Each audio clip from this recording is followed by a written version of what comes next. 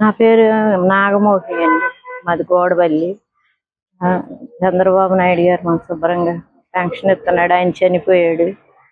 వాటితోనే బతుకుతున్నా. నిజంగా ఆయనతోనే బతుకుతున్నా. ఎవరో పట్టించుకోవాలి. చంద్రబాబు నాయుడు 4 వేలు పెన్షన్ ఇవ్వడం మీకు ఎలా అనిపిస్తుందమ్మా? అదే ఆధారం వస్తుంది. అయ్యే ఆధారం.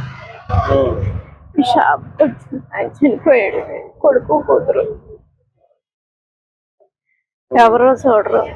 హక్కున బతుకుతున్నా. మందులు షుగరు మందులకి ఆడికి చాలా ఉపయోగపడుతుంది. యథార్థంగా చెప్తాను. ఏం చెప్తాం అనుకున్నారు చంద్రబాబు నాయుడు గారు? ఆయన ఉంటేనే మంచిదండి. ఆయన ఉంటే మంచిది. ఏది జరగాలన్నా ఏ మేలు జరగాలన్నా ఆయనకి తెలియదు.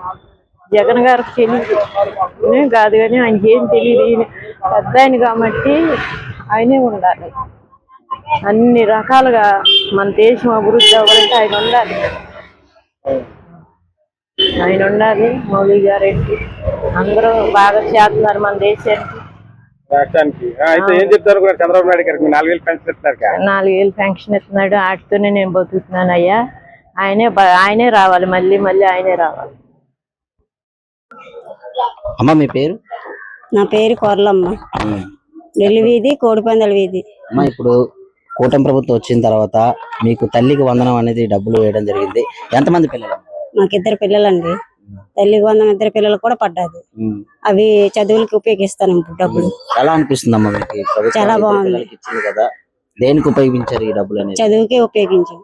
చదువుకే ఉపయోగించడం వల్ల, డబ్బులు పడడం వల్ల మాకు కొద్దిగా ధైర్యంగా ఉంది, మాకు బలంగా ఉంది.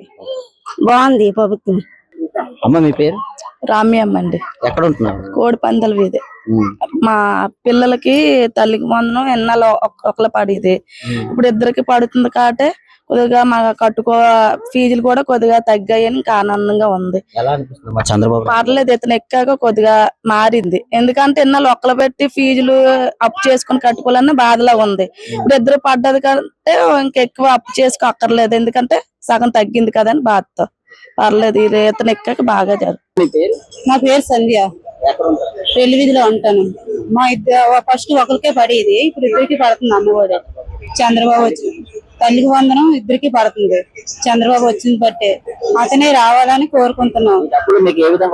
చదువుకి 2 పిల్లలకి చదువుకి ఉపయోగపడుతుంది. మాకు సేవ్ అయింది. అందులో ఆనందంగా ఉంది. అతను వచ్చిన బట్టి తల్లికి వందనం పడిందని చాలా ఆనందంగా ఉంది.